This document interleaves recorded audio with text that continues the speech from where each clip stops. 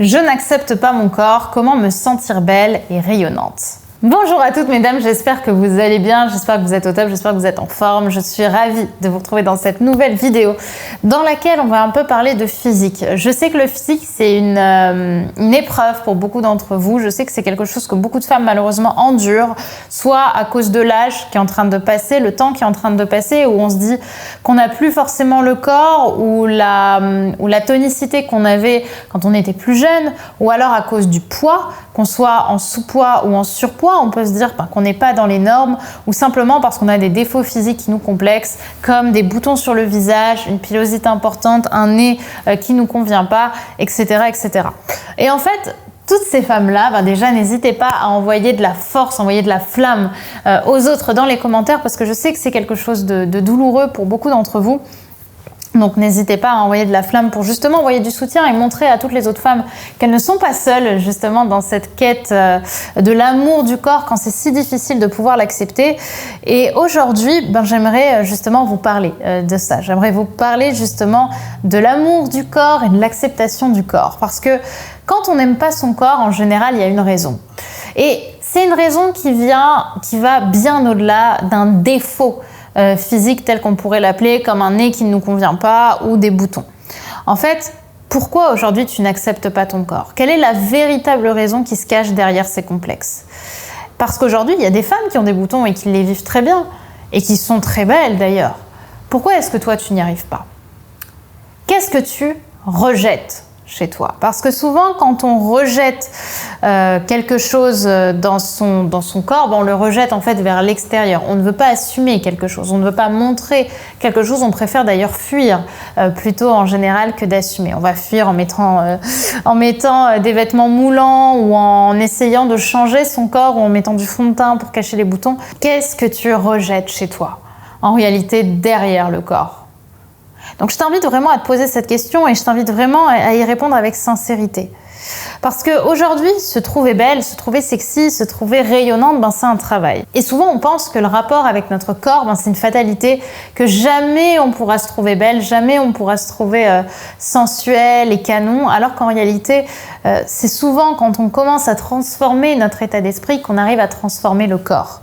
Pas forcément de façon physique à proprement parler, mais simplement parce qu'on va tellement commencer à l'aimer qu'on va vouloir le meilleur pour lui.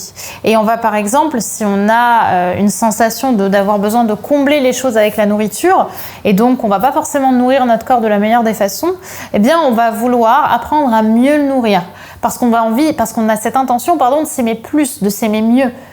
Donc demande-toi, pose-toi vraiment cette question de qu'est-ce que je rejette chez moi? Et apprendre justement à transformer ce que tu rejettes en ce que tu as envie d'attirer. Et te poser vraiment cette question derrière du comment j'ai envie de me célébrer? Comment j'ai envie de me fêter? Et la plupart des gens, quand je pose cette question, ils me disent « Ah non, mais moi je ne veux pas me fêter. » Oui, mais dans ce cas, comment est-ce que tu veux te trouver belle? Comment est-ce que tu veux te découvrir? Parce qu'en réalité, la plupart du temps, on aura beau te montrer par A plus B que t'es canon, si toi dans ta tête, t'as pas cette intention en fait de t'accepter, de vouloir t'aimer, derrière, on aura beau te montrer que t'es la plus canon des femmes, tu le croiras pas. Parce que pour toi, c'est pas possible.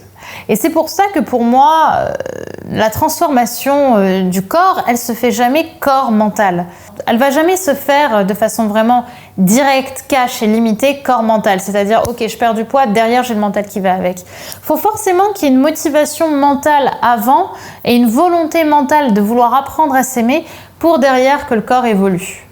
Et d'ailleurs, on n'est pas obligé qu'il évolue pour se trouver belle. Mais souvent, c'est quelque chose qui parle pour les personnes qui n'acceptent pas leur corps, donc je n'hésite pas à en parler. Ensuite, je vous inviterai à vous poser cette question. Quelle femme sexy se cache en moi?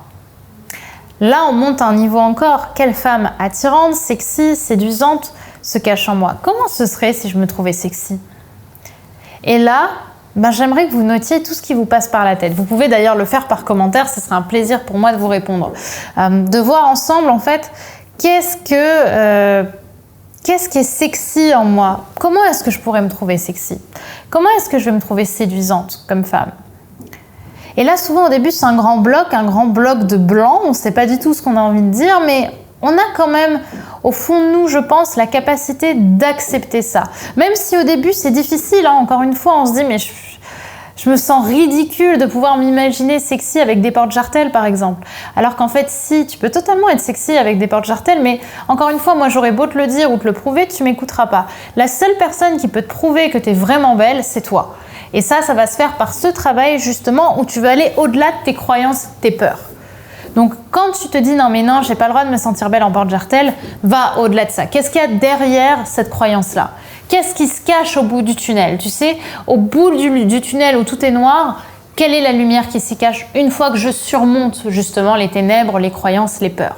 Qu'est-ce qu'il y a vraiment au bout? Quelle est mon intention au plus profond de moi si je vais aller creuser derrière justement le grand mur des croyances? Et bien là, il y a le nirvana. Il y a la vision de toi réelle, profonde, que tu as envie d'avoir de toi en dehors de toutes tes croyances. Il y a la partie de toi qui a confiance en toi et qui te dit « Putain, on peut y arriver ensemble. On est là, moi j'ai envie de t'accompagner. » Et cette partie de toi, elle est là en train de crier, de te dire « Oh, j'existe !» Sauf que toi, avec tout ton mur des croyances, tu ne l'entends pas. C'est pour ça qu'il faut venir surmonter, passer l'étape des croyances et le mur des croyances pour derrière aller comprendre quelle est ta véritable intention, ce qui se cache vraiment dans ta confiance en toi.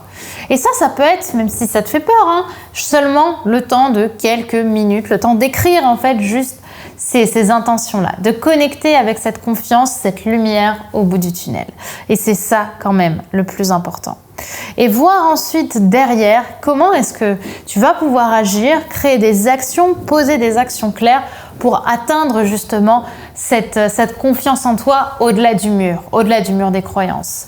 Et tu verras que plus tu surmonteras les croyances à travers tes actes, plus le mur des croyances va diminuer, jusqu'à finalement disparaître complètement parce que tu l'auras surmonté et qu'à ce moment-là, tu atteindras pleinement la plus belle version de toi-même, celle qui se sent libérée, celle qui se sent libre et celle qui se sent confiante avec son corps, que ce soit pour elle ou pour les autres. Et justement, voilà ce que j'avais envie de vous dire dans cette vidéo, mais c'est pas terminé. Si justement aujourd'hui tu te sens bloqué dans ton corps, que tu te sens bourré de complexes ou que tu as du mal à accepter ton corps, accepter, comme j'ai dit, ton corps soit qui vieillit, soit qui a un poids qui ne te convient pas, soit qui a des défauts qui te pourrissent la vie telle que tu les vois, eh bien sache que justement dans la formation Reine du Sexe 2, on va parler de ça et on va venir guérir les mots MOTS et MAUX du corps. On va venir justement reconnecter l'âme et le corps. On va venir écouter les messages que ton corps a envie de te dire pour justement te libérer de ces peurs et de ces blocages-là. Parce que c'est difficile dans sa sexualité de s'éclater quand on se rejette soi-même. En fait, quand tu te rejettes dans ton corps, en général, tu rejettes le plaisir, tu ne l'acceptes pas parce que tu penses que tu ne mérites pas de l'accepter, que tu n'es pas digne de l'accepter.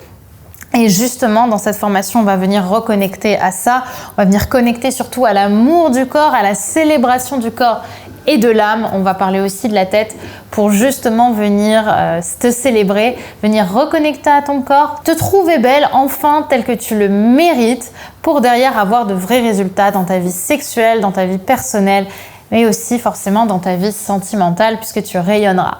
Et si tu as envie justement de découvrir tout ce contenu-là, eh bien sache que nous sommes à J-7 de la formation Reine du Sexe 2 qui sortira le dimanche 6 juin 2021 et dans laquelle on va justement connecter à tout ça. Je te fais la promesse et ce sera aussi la promesse de Reine du Sexe que tu vas pouvoir emmener ton partenaire au 7e ciel tout en toi apprenant à connecter à ton corps, à réellement comprendre tous les secrets cachés de ton corps, tous les messages cachés de ton corps que tu n'as peut-être pas compris jusqu'à présent pour créer une relation forte d'amour entre lui et toi.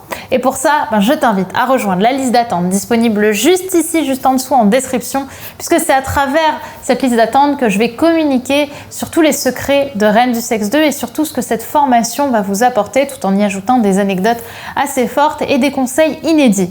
Je t'invite également, si ce n'est pas déjà fait, à booker la date du dimanche 6 juin à 20h, puisque justement, à l'occasion de la sortie de Reine du Sexe 2, je vais faire une grande soirée d'ouverture, un grand événement d'ouverture dans lequel je vais vous apporter énormément de contenu offert pour devenir une vraie reine du sexe. Et pour ça, il faut simplement t'inscrire sur la liste d'attente et tu recevras ton invitation privée pour cet événement.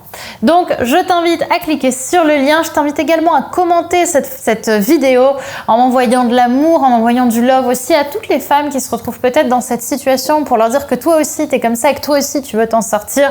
Enfin, je t'invite à le faire en disant « je vais m'en sortir » avec une petite flamme dans la barre des commentaires et comme ça je saurai d'ailleurs que vous êtes restés jusqu'à la fin de la vidéo.